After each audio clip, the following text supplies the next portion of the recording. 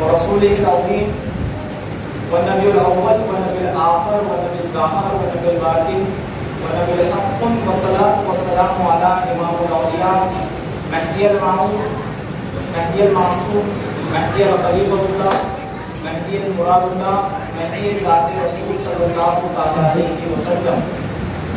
فقد قال الله تبارك وتعالى في كلامه القديم والفرقان العظيم: نعوذ بالله من الشيطان الرجيم بسم الله الرحمن الرحيم وما خلقت الجن والإنس إلا ليعبدون.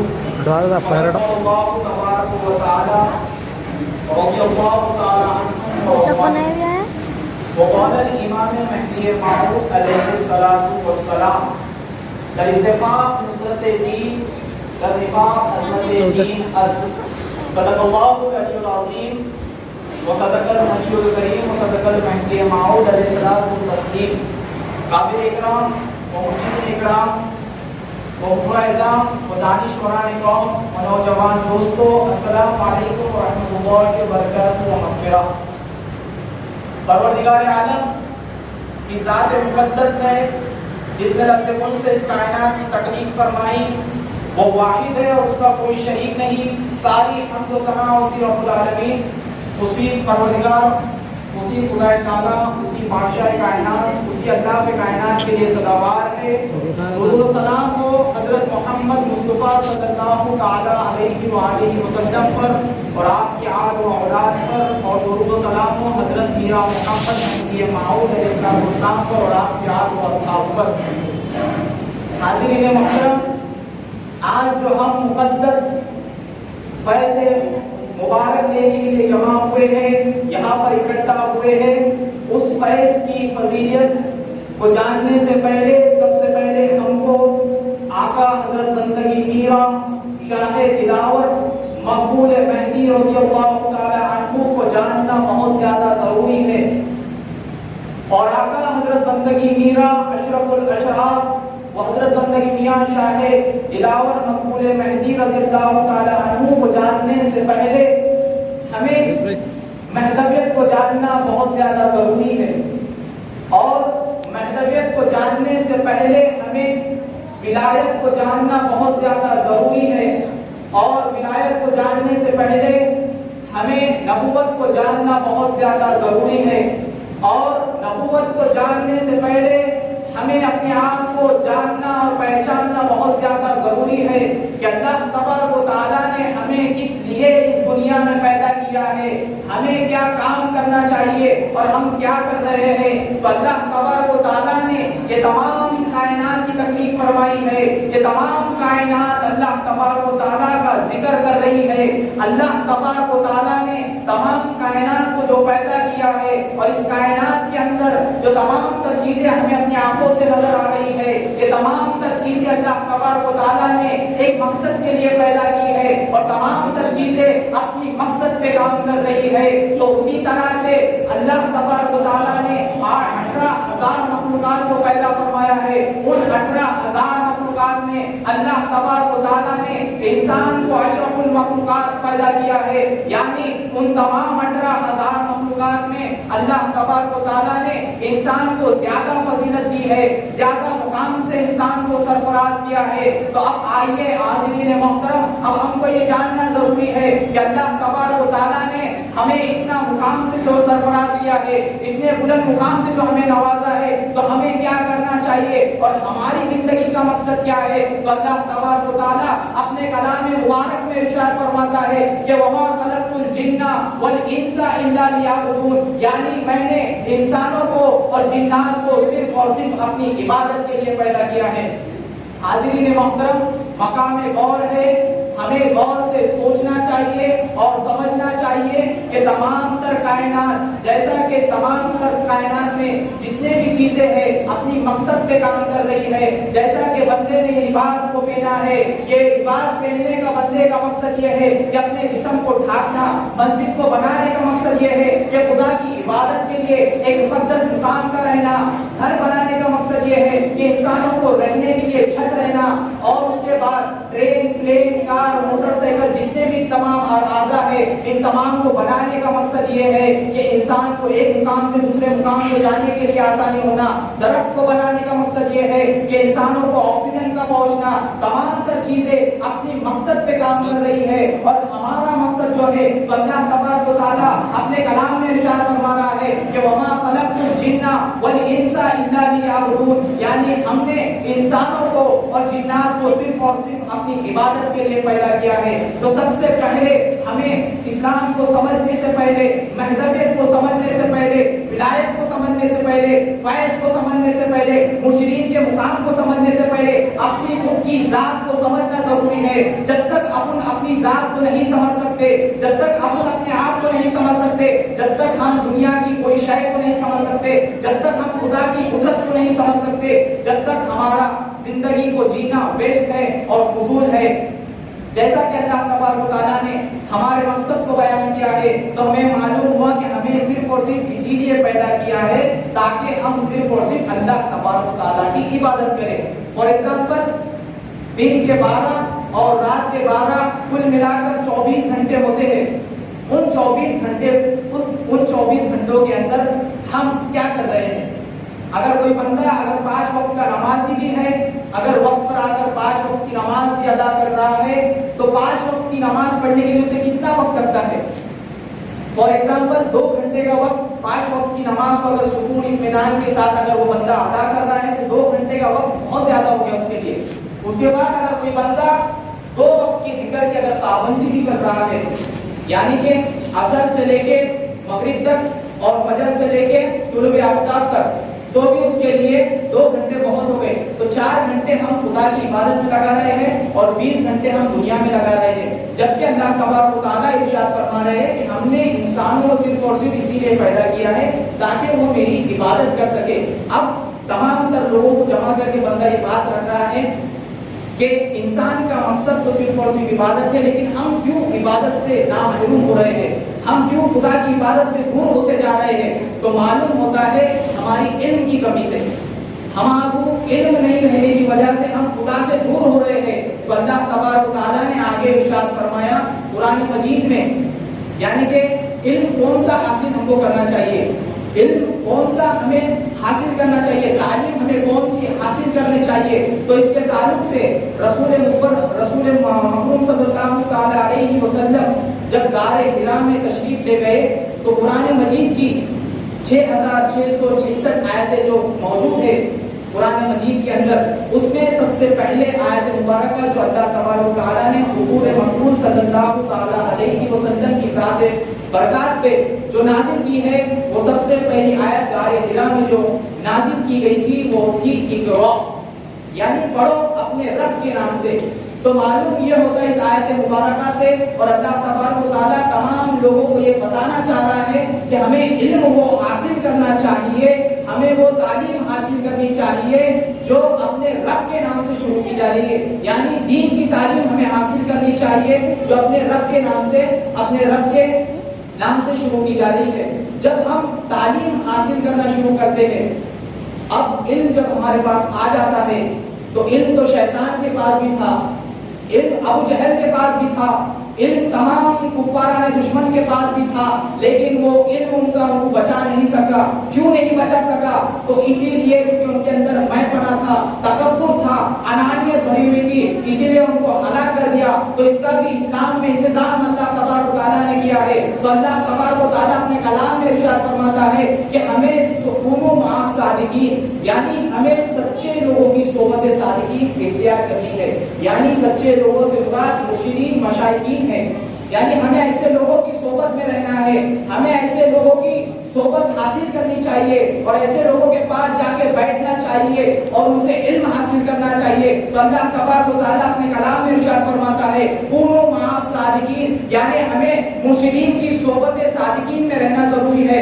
مرشدین کے پاس سے جو تعلیم اور جو ان کی صحبت سے جو فیض ہم کو حاصل ہوتا ہے، اسی لیے ہم پھر آگے بڑھ سکتے ہیں اور آگے مقامات پہ بڑھ سکتے ہیں. جیسا کہ علم حاصل کرنے سے کچھ نہیں ہوتا جب تک آپ سچی صحبت اختیار نہیں کر سکتے. اسی کے تعلق سے ایک واقعات بندے کو یاد آ رہا ہے، وہ بھی آپ کے سامنے رکھنا بندہ ضروری سمجھتا ہے. حضرت مولانا روم رحمۃ اللہ تعالی علیہ جو بہت بڑے اولیاء اللہ میں آپ کا شمار ہوتا ہے، بہت جلیل القدر آپ کی ہستی اور آپ کی ذات مقدس ہے۔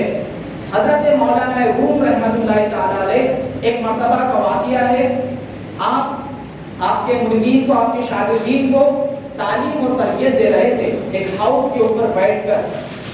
تو آپ کے پاس اس ہاؤس کے اوپر کتنے ساری کتابوں کا ڈھیر رکھا ہوا تھا۔ تو حضرت مولانا روم رحمۃ اللہ تعالی علیہ اپنے مریدین کو، اپنے شاگردین کو تعلیم اور تربیت دے رہے تھے۔ تو اتنے میں ظہر کا وقت ہوا، ظہر کی اذان ہوئی، تو حضرت مولانا روم رحمۃ اللہ تعالی علیہ نے اپنے شاگردین کو، اپنے لوگوں کو فرمایا کہ ابھی اذان ہو چکی ہے، نماز ظہر ادا کی جائے گی، اس کے بعد آپ لوگ اپنے حجروں میں جا کر کھانا وغیرہ کھا کر اس کے بعد یہاں پر آ جائیے، واپس آگے کی تعلیم و تربیت شروع کی جائے گی۔ تو اسی طرح نماز ادا کی گئی اور لوگ اپنے حجرے میں کھانے کے لیے چلے گئے۔ اس کے بعد وہاں پر کوئی بھی موجود نہیں تھا۔ اتنے میں پھٹا پرانا لباس، پھٹے ہوئے کپڑے پہن کر ایک ہستی وہاں پر آتی ہے جن کا نام حضرت شمس تبریز رحمۃ اللہ تعالی علیہ تھا۔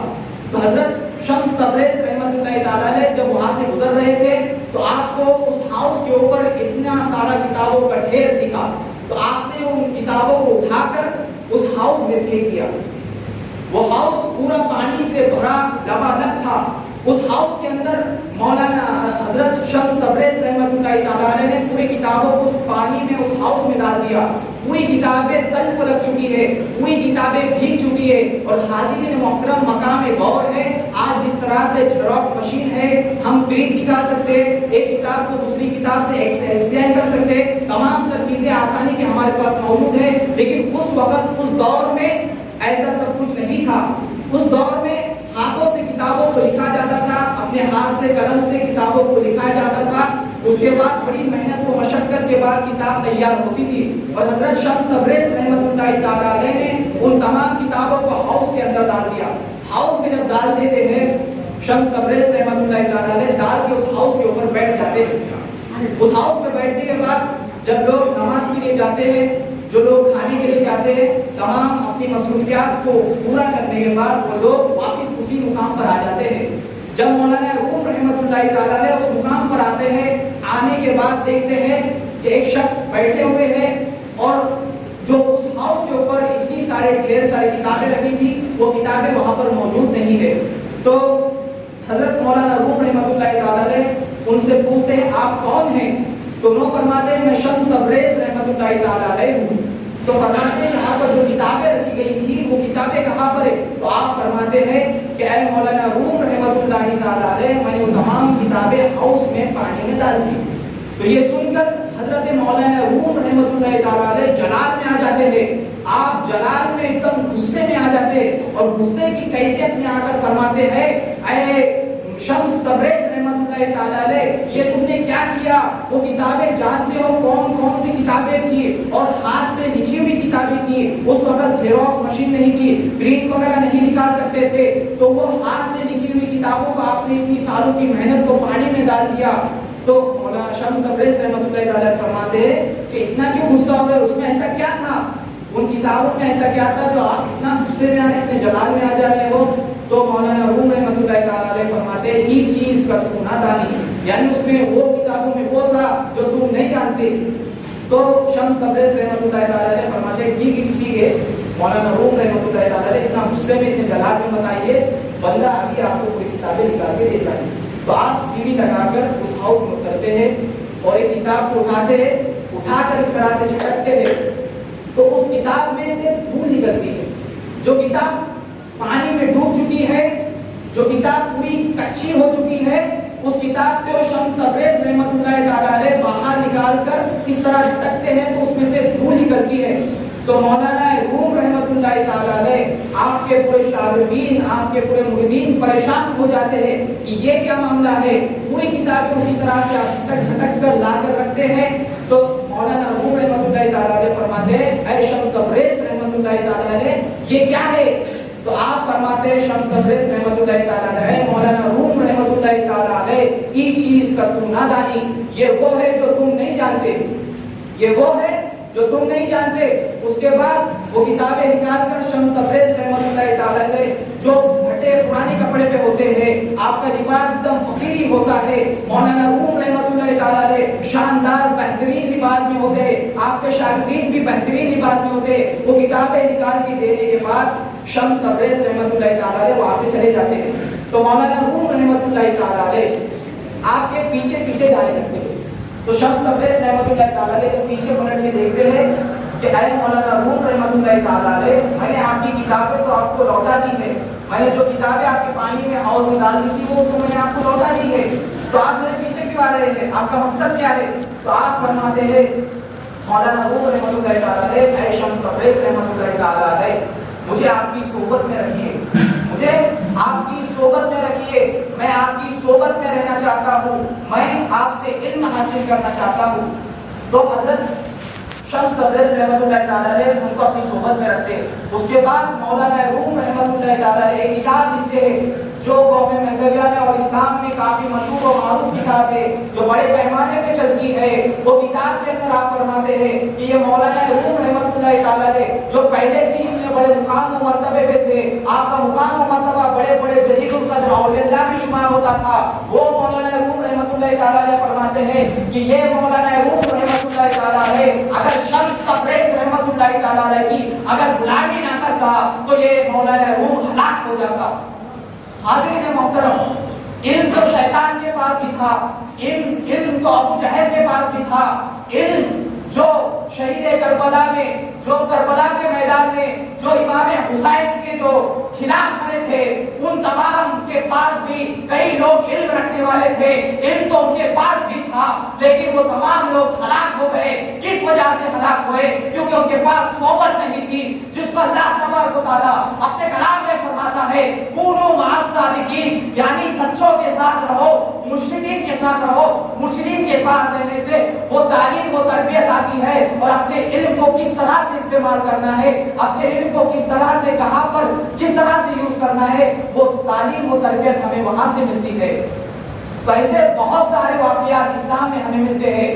جب صحبت صادقین میں ہم مرشدین کے رہتے ہیں تو ہمیں معلوم ہوتا ہے کہ کیا ہمیں اب کرنا چاہیے, ہمیں کس طرح سے اب آگے بڑھنا چاہیے. تو اللہ تبارک و تعالیٰ آگے ارشاد فرماتے ہیں اپنے کلام میں کہ میرا ذکر کرو, میرا ذکر کرو. کیسا ذکر؟ تو اللہ تبارک و تعالیٰ ارشاد فرماتے ہیں میرا ذکر کرو, ایسا کثرت سے ذکر کرو, ایسا بلندی سے ذکر کرو, ایسا فنا ہو جاؤ, بیٹھے ہوئے, کھڑے ہوئے, لیٹے ہوئے, تینوں کنڈیشن میں اللہ تبارک و تعالیٰ فرما رہے ہیں کہ میرا ذکر کرو. یعنی انسان کے اوپر اللہ تبارک و تعالیٰ اپنے کلام میں فرماتے ہیں کہ ذکر ایسا کرو, کھڑے ہوئے بھی, بیٹھے ہوئے بھی, لیٹے ہوئے بھی, تینوں کنڈیشن میں انسان کے اوپر ذکر فرض ہے. آج جو ذکر کیا جا رہا ہے, بڑے افسوس سے یہ بات کہنا پڑ رہی ہے کہ ہم قوم مہدویہ میں ہیں, ہمارے پاس تمام تر چیزیں چھن چھن کر آئی ہوئی ہیں.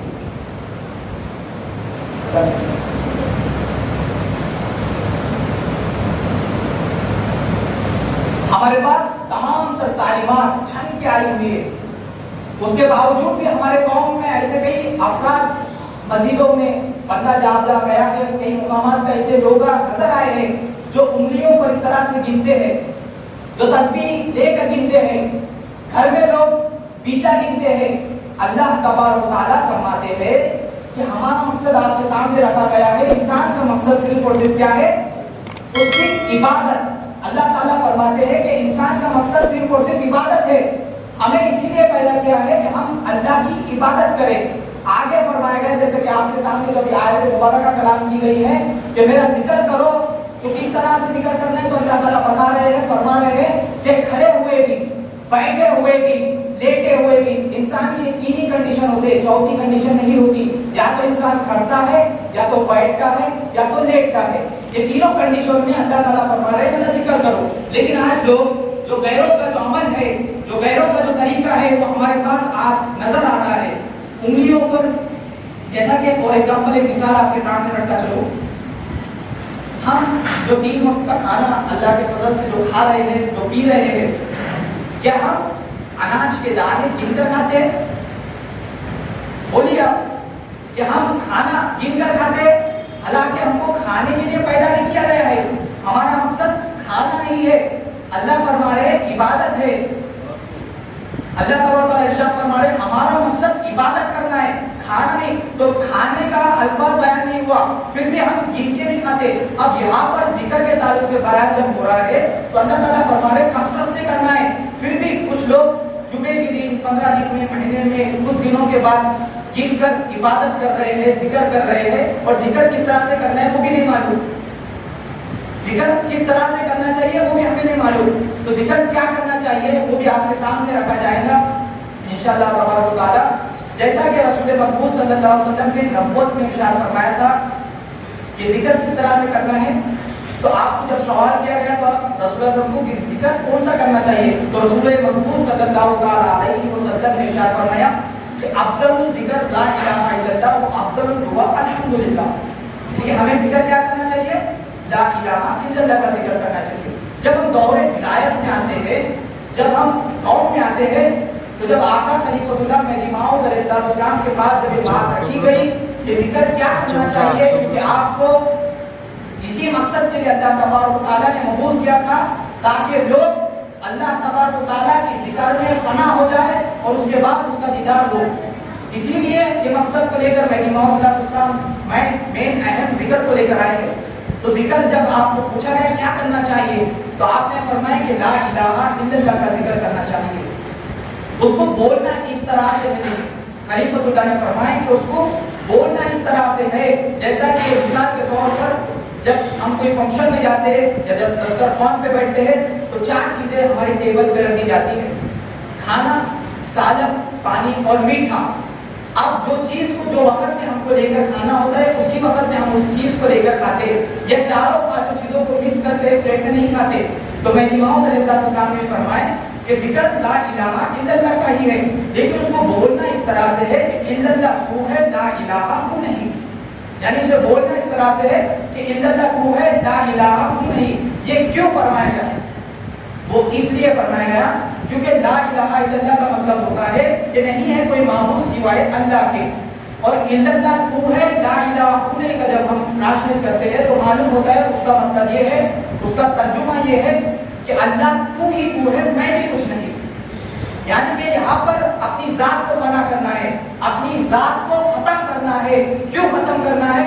کیونکہ شیطان ہلاک ہوا میں بنے کی وجہ سے، فرعون ہلاک ہوا میں بنے تکبر کی وجہ سے، ابو جہل، ابو لہب، جتنے بھی کفار نے دشمن گزرے ہیں، یہ تمام تر لوگ جو ہلاک ہوئے وہ کس وجہ سے؟ کیونکہ ان کے پاس میں بنا تھا، تکبر تھا، انانیت تھی، اس وجہ سے ہلاک ہوئے۔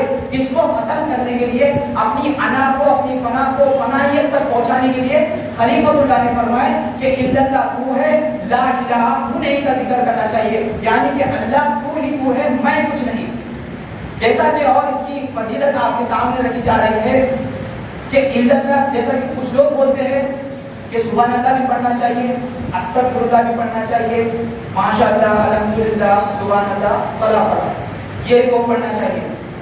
اب مہدی موعود علیہ السلام کے پاس صحابہ آ کر سوال کرتے ہیں، میران جی پورے قرآن مجید کو 6666 آیتیں قرآن مجید میں موجود ہے، پورے قرآن مجید کو صحابہ آ کر سوال کرتے ہیں کہ پورے قرآن مجید کو میران جی ایک الفاظ میں بیان کر کے بتائے۔ تو آقا خلیفۃ اللہ مہدی موعود علیہ السلام ارشاد فرماتے ہیں، اے میرے صحابہ پورے قرآن مجید کو کیا پوچھتے ہو، پورے قرآن مجید کو کیا پوچھتے ہو، بلکہ اللہ تبارک و تعالیٰ کے اور جو 3 کتابیں ہیں، تورات، زبور، انجیل اور قرآن مجید، ان تمام ان 4 کتابوں کو، اور اللہ تبارک و تعالیٰ کے جتنے ضعیفے ہیں، جو فرشتے اللہ تبارک و تعالیٰ کے جو لاکھوں کروڑوں سال سے اللہ کی عبادت کر رہے ہیں، ایک فرشتے رکوع میں ہے تو دوسرے فرشتوں کا نمبر قیامت کے بعد بھی نہیں آ سکتا، اتنے انگنت فرشتے اللہ کی عبادت کر رہے ہیں، ان تمام کی عبادت جو جتنے سالوں تک کر رہے ہیں، ان تمام کو ملا کے جو ثواب، جو نیکی ملتی ہے، وہ ایک ہی جملے کو میں پوری چیزوں کو، تمام تر چیزوں کو ایک ہی الفاظ میں بیان کر کے فرما رہا ہوں، وہ جملہ لا الہ الا اللہ ہے، یعنی کہ ایک بار الا اللہ تو ہے، لا الہ وہ نہیں بولنے سے یہ تمام تر چیزوں کا ثواب آپ کو مل جاتا ہے۔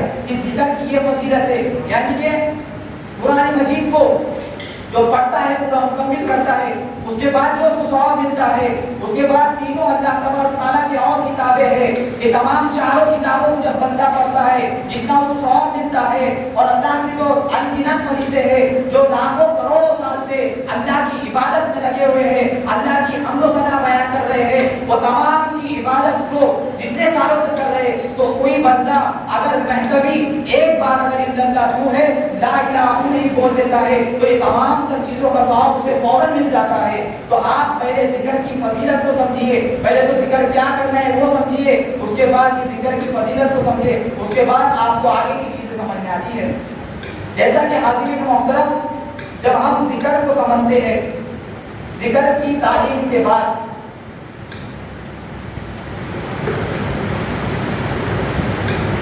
اب آپ کو قوم مہدویہ کے چند واقعات آپ کے سامنے رکھتا چلوں۔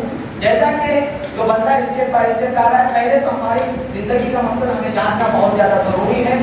وہ مقصد ہے ہماری، اللہ تعالیٰ نے ہمیں کس لیے پیدا کیا ہے؟ صرف اور صرف اپنی عبادت۔ اس کے بعد علم کس طرح سے حاصل کرنا ہے اور کیا حاصل کرنا ہے، تو اللہ تعالیٰ اپنے کلام میں فرما رہے ہیں، جس آیت مبارک آپ کے سامنے رکھی گئی ہے، اقرا پڑھو اپنے رب کے نام سے، جو تعلیم حاصل کرنا ہے جو اپنے رب کے نام سے شروع کی جاتی ہے۔ اس کے بعد